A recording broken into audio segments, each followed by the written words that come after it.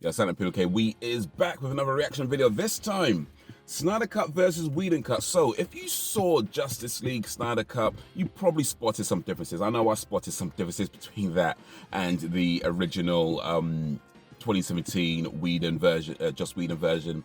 There's definitely some obvious differences if you watch the movie. Well, if you've seen both movies, you'll know. But I came across this video. I was like, you know what? Let's do this because there might be some stuff that I didn't know. It might be some stuff that we could maybe expand upon, or just some general nuances that we might pick up on when we compare them side by side. So this is a video called Snyder Cut versus Whedon Cut Justice League. Big up to Zack Snyder's Justice League. That's the name of the channel that is on. Zack Snyder's Justice League. I'm guessing that's not an official channel. It might be, it might not be. But anyway, big up to you guys for putting this video together. Let's check it out and see what differences they spotted, and see if we could gain any more insights to these two movies and why people feel like the Snyder Cut is so much superior to the Whedon Cut. Because it just is. It just is. I mean, look, the Joss Whedon version had its charm, right? I'm not going to knock it. I don't think it was rubbish. It had its charm, but it just felt overall like a lot of things were missed. A lot of things didn't really make a whole lot of sense. And then the Snyder version, much more expanded version, a lot more detail in there, a lot more story, a lot more backstory, much more dialogue, much more just everything that made it all come together, made you feel much more for the characters, especially Cyborg. But anyway, enough talk, as Badlands Chugs would say. Let's press play and see what they gotta say. Coffee.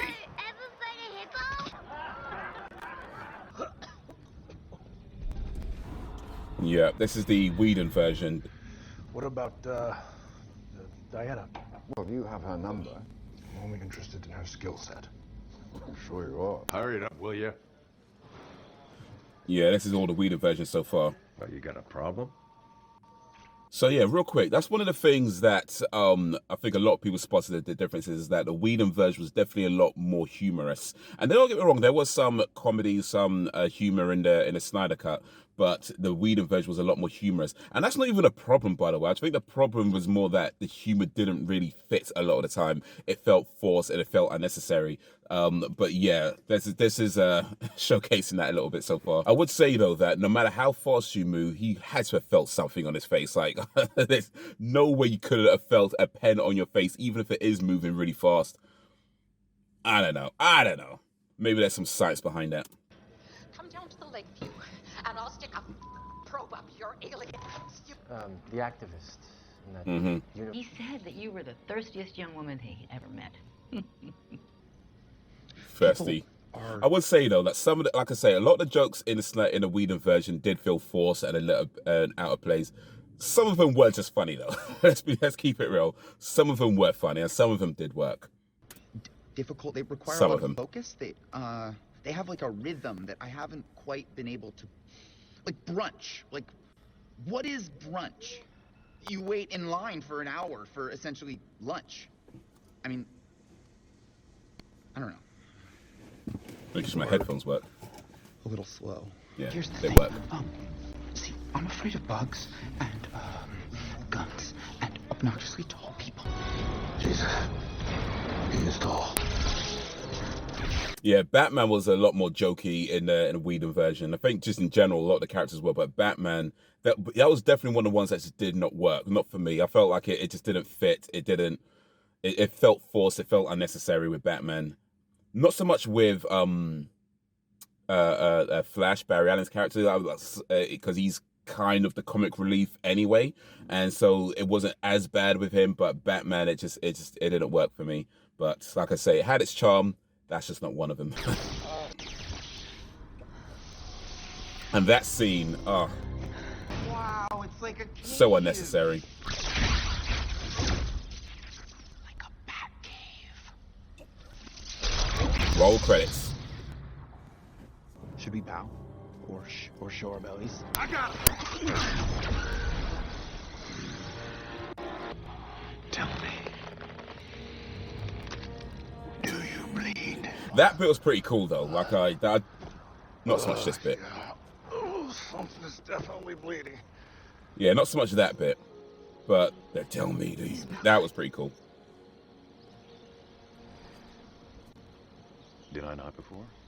Listen, just wondering if you could put out a, you know, a feeler or like aquatic, you know. It just Do it you does. talk to fish? He should know that. Batman would have known that. Coming back. Well, maybe not known, but Itchy. Oof. You're gorgeous and fierce and strong and You're all too weak to see the truth. Well, I believe in truth, I believe in truth. but I'm also a big fan of justice. Stop that box from destroying Romance. all life on Earth. We hope. Well, I knew you didn't bring me back because you like me. I don't. Not. So that bit I thought was okay. Like I don't even bring it up because I like me. That was all right. But Batman's response was, Physics of how my toes hurt. Children. I work with children. children. I work with children. Have you guys seen what's going on outside? If I win, By the way, real quick, so you know in movies, and Justice League is not the only one that does this, loads of movies, especially superhero movies do this, and even just action movies in general do this, where somebody would get thrown against the wall or fall through like tables and chairs or stuff like that. Surely somebody's back would get broken. I mean, look, he's a superhero, he can move really fast, but he doesn't have like super strong bones. Like that would damage somebody, do you know what I mean? That kind of you throw somebody against the wall like that, that's a broken neck, a broken spine, at the very least a fracture, you know? And it's like, okay, look, I can't put this all on Justice League. Lots of movies do it, but people fall through the most amount of things and get up and be like, yeah, I'm just totally fine. Just a little bit, you know, like they get up like they just tripped over a, I don't know, telephone cable or something. It's like, dude, you just got thrown against the wall, you know, with some force. You're not going to be okay afterwards. But I don't know, movies are bullshit, man. said something about you having to take us all to brunch. Okay, we're on to the Snyder Cut now.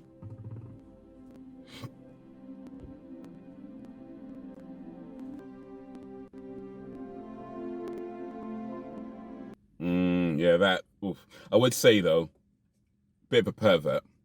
I know why it was explained to me, but even still, bit of a pervert. Yeah, black suit Superman. Apparently, it was actually filmed in color. The suit it was filmed. He was wearing a color suit. The black suit was done in post for the Snyder Cut when they edited it later.